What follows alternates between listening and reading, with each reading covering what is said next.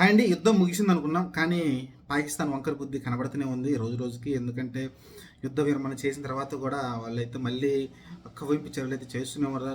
డ్రోన్లు అయితే వస్తూనే ఉన్నాయి. వాళ్ళు పక్కనేమో మేము కాల్పుల విరమణ చేశాము, సీజ్ ఫైర్ కంటిన్యూషన్ అవుతుందని ఒక పక్కన పాకిస్తాన్ చెప్తూనే మళ్ళీ రాత్రిపూట్ల వచ్చేసి డ్రోన్లు అయితే అటు పంజాబ్ వైపు అయితే ఎల్ఓసి దాటి బయట రావడం చూస్తున్నాం. డ్రోన్లు అయితే వాటిని అయితే ఎదురుదాడి అయితే మనం అయితే చేస్తూ ఉన్నాం. వాటిని అయితే పైన గాల్లోనే కూల్చివేయడం చూస్తున్నాం డ్రోన్లు అయితే. మరి ఎందుకు ఇలా జరుగుతుంది? ఒక పక్కనేమో ట్రంప్ తన పేరు చెప్పుకుంటా ఉన్నాడు, నేను మధ్యవర్తిత్వం చేసి యుద్ధం ఆపేసాను ఒక పక్కన చెప్తా ఉన్నాడు.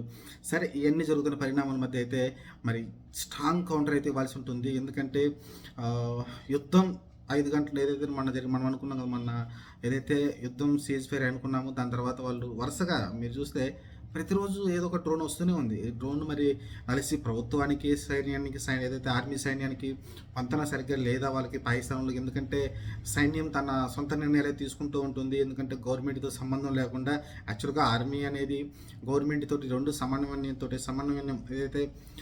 సమన్వయంతో అయితే వాళ్ళైతే నిర్ణయాలు అయితే తీసుకోవాల్సి ఉంటుంది. కానీ వాళ్ళైతే అలా కాకుండా సొంత నిర్ణయాలు తీసుకున్నట్టు అనిపిస్తుంది. కొంతమంది ఆకతాయిలు ఉంటారు కదా, కొంచెం అత్యుత్సాహం చూపించిన వాళ్ళు కొంతమంది ఉంటారు కదా ఆర్మీలో, వాళ్ళైతే సొంత నిర్ణయాలు తీసుకొని డ్రోన్లు వస్తున్నాయి అనేది ఒక డౌట్ వస్తుంది. సరే, ఏదేమైనప్పటికైతే వాళ్ళైతే ఏదైతే మనం నిబంధనలు పెట్టుకున్నామో దానికైతే ఉల్లంఘించారు. దానికైతే ధీటుకైతే ఇండియా ఖచ్చితంగా సమాధానం ఇస్తుంది. కొంచెం వెయిట్ చేసింది, ఎందుకంటే మనం తొందరపడకూడదని అయితే వెయిట్ చేస్తుంది. కానీ కొంతమంది మన దేశంలో ఉన్న కొంతమంది మోడీ తగ్గాడు, ఎందుకు ధైర్యం చాలలేదా, అది రకరకాలు మాట్లాడుతున్నారు. ధైర్యం చాలేదు ఏంటి, పిచ్చి పులకాలు అనుకుంటాను కలిసి ఆ చెప్పే మాటలు ఎవరైతే ఉన్నారో. ఎందుకంటే వాళ్ళది ఒక్కటి కూడా మన దేశంలోకి వచ్చి పడి కొంతమంది నష్టం అయితే పెద్దగా జరిగింది లేదు. ఎందుకంటే చనిపోయారు, 14 మంది చనిపోయినట్టున్నారు.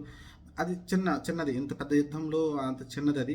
ఎందుకంటే వాళ్ళు అన్ని డ్రోన్లు, కొన్ని వేల డ్రోన్లు అయితే వాళ్ళు పంపించడం చూసాం. కొన్ని వేలను కూడా వందల డ్రోన్లు అయితే రావడం చూసాం. 300-400 పంపించారంటే మీరు అర్థం చేసుకోండి. ఒకవేళ ఆ డ్రోన్లన్నీ కనుక మన దేశంలో పడి ఉంటే ఏంటి పరిస్థితి? ఢిల్లీకి టార్గెట్ చేశారు, అలానే మీకు అమృత్సర్ని టార్గెట్ చేశారు. అవన్నీ ఒకవేళ ప్రజానీకం మధ్యలో పడి ఉంటే ఏంటి పరిస్థితి? కాబట్టి వాటన్నిటి మనం ఎదురుదాడి చేసాం, వాటన్నింటినీ గాల్లోనే కాల్ చేసాం. కొన్ని నిర్మానుష్యమైన ప్రదేశంలో పడ్డం చూసాం. వాటన్నింటినీ మనం ఎదుర్కొన్నాం. ఆ తర్వాత మనం చూస్తే మనం 9 టార్గెట్లు చేసాం. 9 టార్గెట్ని క్లియర్ కట్గా వెళ్ళి కొట్టేసాం. అక్కడ సామాన్య ప్రజలకు పెద్ద ఇబ్బంది కలగకుండా ఎవరైతే తీవ్రవాద సంస్థలు మెయిన్ హెడ్లు ఉన్నారో వాళ్ళందరినీ అయితే చంపడం చూసాం. మరి వాళ్ళకి మనకి చాలా తేడా ఉంది. డిఫెన్స్ సిస్టంలో ఏదైతే ఆర్మీ ఉందో వాళ్ళు మనం చాలా వెల్ ట్రైన్గా కనిపిస్తూ ఉన్నాం. వాళ్ళు ఏందో పిచ్చోడి చేతికి గన్నిచ్చినట్టు అయితే అయిపోయినట్టు అలాంటి పరిస్థితుల్లోనే పాకిస్తాన్ కనపడతా ఉంది తప్ప వాళ్ళ దగ్గర పెద్ద టాలెంట్ అయితే నాకైతే కనిపించట్లేదు.